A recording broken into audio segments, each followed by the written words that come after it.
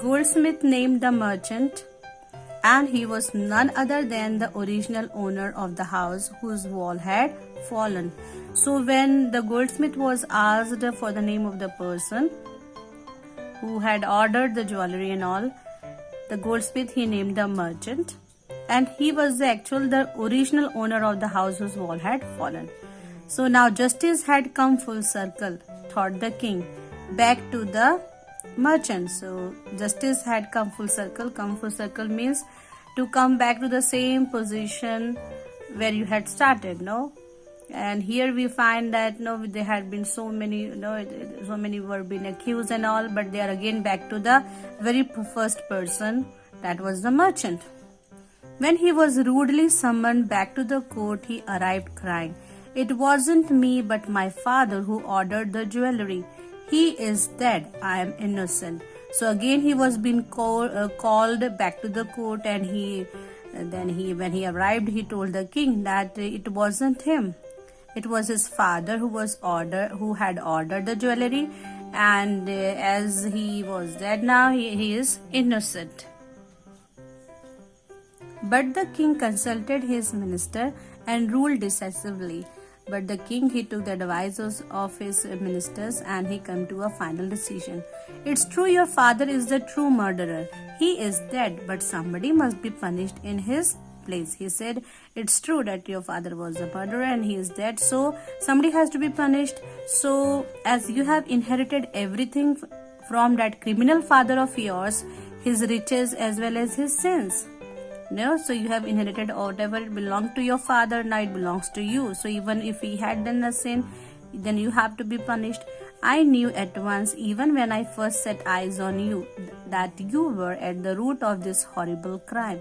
You must die." Now here the king says, "At the very first sight, I knew that you were the criminal." And he ordered a new stake to be made ready for the execution. So now he ordered his men that they should make a new stake. Now this is made of wooden stake, somewhat like this, okay? And you might have, so here he had ordered them now for the punishment. Now execution means punishment by death. As the servants sharpened the stake and got it ready for the final impaling of the criminal. Now the servants, they sharpened, here they sharpened the stake and got it ready for final impaling. Impaling means what it means, children? Impaling means you just push something, a sharp object into somebody's body. So when they got it ready for impaling, it occurred to the minister that the rich merchant was somehow too thin to be properly executed on the stake. He appealed to the king's common sense. The king too worried about it. And now then one of the minister, he saw that the rich merchant, he was too thin to be properly put to death on the stake. And so he appealed the king that you need to think in this matter. And the king also was worried about it. "What shall we do?" he said, when suddenly it struck him that all they needed to do was to find a man fat enough to fit the stake. The servants were immediately sent all over the town looking for a man who would fit the stake, and their eyes fell on the disciple who had fattened himself for months on bananas and rice and wheat and ghee. And so now they are looking for a man who is fat enough to fit the stake. And so the servants, they were being sent to look for a man, and they found a man. You know, children, who he was? Yes, by reading this description, you might have come to know that it was the disciple. Okay? "What have I done wrong? I am innocent. I am a sannyasi," he cried. So as soon as that fellow was being caught, he just pleaded that he wasn't guilty at all. That may be true, but it's the royal decree that we should find a man fat enough to fit the stake, they said, and they carried him to the place of execution. So this man, the fat man, he was brought to the place of execution just because it was a royal order. know that if they find any fat man, they should be brought. He remembered his wise guru's words, and that very time he remembered what his wise guru had said, that this is a city of fools, you don't know what they will do next. And while he was waiting for death, he knew that there is no escape. He prayed to his guru in his heart. With all his heart, he prayed to his guru, and he asked him to hear his cry wherever he was. Now this guru, he saw everything in a vision. He had magic powers, and so he could see far, and he could see the future as he could see the present and the past. So we find here the guru, he had some magic powers, and so he saw in the vision what was happening with the disciple.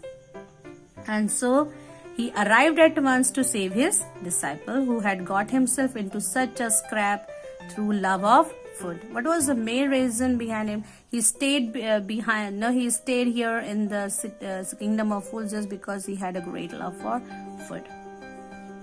As soon as he arrived, he scolded the disciple and told him something in a whisper. First of all, he scolded the disciple. Then he was something in a whisper, means so that others don't come to know. He might have told a plan. Then he went to the king and addressed him. He moved to the king, and how he addressed him? O wisest of kings, who is greater, the guru or the disciple? Now when he reached to the king, how he addresses, he calls him the wisest of kings. And it is a way of flattery because he wasn't at all, isn't it, children? So he said that no, you tell me that means you are the wise person, so tell me, guru is greater or disciple is greater? So the king says, of course the guru, no doubt about it. What do you ask? Then put me to the stake first. Put my disciple to death after me. So he said, in that manner, then I should be first put to death, and he should be put after me. When the disciple heard this, he understood and began to clamor, me first. You brought me here first. Put me to death first, not him. So as soon as the disciple, he heard it, he protested. No, he said that I was being brought first, so I should be put to death first. The guru and the disciple now got into a fight about who should go first. The king, now they started fighting amongst them. Okay, the king was puzzled. No, he was not able to understand by this behavior. He asked the guru, why do you want to die? We chose him because we needed a fat man for the stake. He said, why you want to, isn't it? You shouldn't ask me such questions. Put me to death first, replied the guru. Why? There is some mystery here. There is some secret here.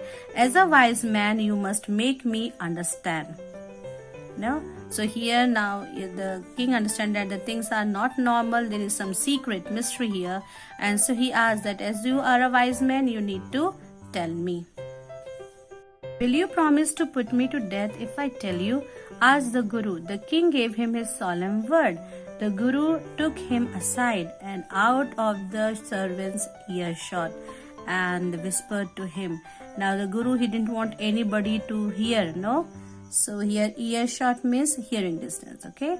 But the servants or anybody could hear. And so he just took him and whispered to him, do you know why we want to die right now? The two of us? We have been all over the world, but we have never found a city like this or a king like you. That stake is the stake of God of justice. So here he told that no, we have never come across such a king and a kingdom. And the stake is not an ordinary one. It is the stake of the God of justice. It's new and it has never had a criminal on it. Whoever dies on it first will be reborn as the king of this country. He said, whoever who will die on it, isn't it? He will be in the next birth. He will be the king of this country, and then whoever goes next, he will be the future minister of this country. And we are sick of our ascetic life. Our life is free of the worldly pleasure because they were sannyasis. It would be nice to enjoy ourselves as king and minister for a while. So we would like to be king and minister, isn't it? Now keep your word, my lord, and put us to death. Me first. Remember, he said, now you have to keep your word. You have to fulfill the promise. And now you put me to death first. The king was now thrown into deep thought. He didn't want to lose the kingdom to someone else in the next round of life. He needed time. So he ordered the execution postponed to the next day and talked in secret with his minister. So the king now he started to think deeply on this matter, and he didn't want to lose his kingdom in the next birth, and so he postponed the execution, okay, to the next day. And so now he was going to have meeting with his minister. It's not right for us to give our kingdom to others in the next life. Let's go on to stake ourselves, and we will be reborn as king and minister again. Holy men do not tell lies, he said, and minister agreed. Now, when he was having a discussion with the minister, he said, we should not lose our kingdom to somebody else. Better we should be on the stake, and so that in the next birth, again we will be born as king and you as the minister, because he believed that the holy men, the religious men, they do not tell lies. So he told the executioners, we will send the criminals tonight. When the first man comes to you, put him to death first. Then do the same to the second man. Those are my orders. Don't make any mistake. So who are the executioners? The person who will carry out executions. He told them that we are going to send this criminal tonight. No, he had told that it has been postponed, but here he said that they will be sent tonight, and when they will come, you put them, the first man who comes to you, first you put him to death, then the another one, and these are my orders, and so you don't make any mistake.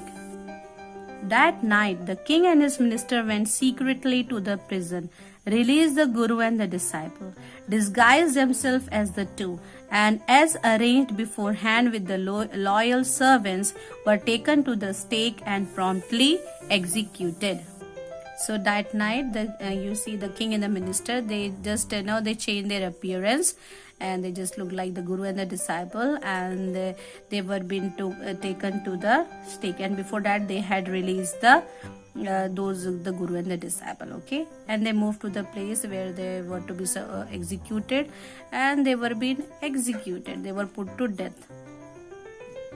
When the bodies were taken down to be thrown to the crows and vultures, the people panicked. No, they were so much frightened. When the bodies it was being taken down from the stake, they saw before them the dead bodies of the king and the minister. The city was in great confusion because they didn't know anything about it, isn't it? All night they mourned and discussed the future of the kingdom. All night the people, when they felt sad about it, and they discussed what will happen to their kingdom. Some people suddenly thought of the guru and the disciples. Some of the people, they thought that those two people were the right people, and caught up with them as they were preparing to leave town unnoticed. And they went, and soon they reached to them, because as they were just thinking of leaving, without the people's knowledge. We people need a king and a minister, said someone. Others also agreed. They begged the guru and the disciple to be their king and their minister. It didn't take many arguments to persuade the disciple. Just to make the disciple just to make him agree that he should be the minister. But it took longer to persuade the guru. They were not able to make him, they couldn't force him to be the king. They finally agreed to rule the kingdom of the foolish king and the silly minister on the condition that they could change all the old laws. And finally they agreed to it with the thing that they have to change all old laws. From then on, night would again be night and day would again be day, and you could get nothing for a dadu. It became like any other place. It was just now started being ruled the way the other kingdom were being ruled. So you find here that when wise people say something, we need to think about it, we need to obey them, because when we do so, we are always safe and we are protected. So otherwise we will have to just we have to face difficulties just the same way the disciples said. So whenever elders or wise people say something, students, you obey. Okay, it is always for your benefit.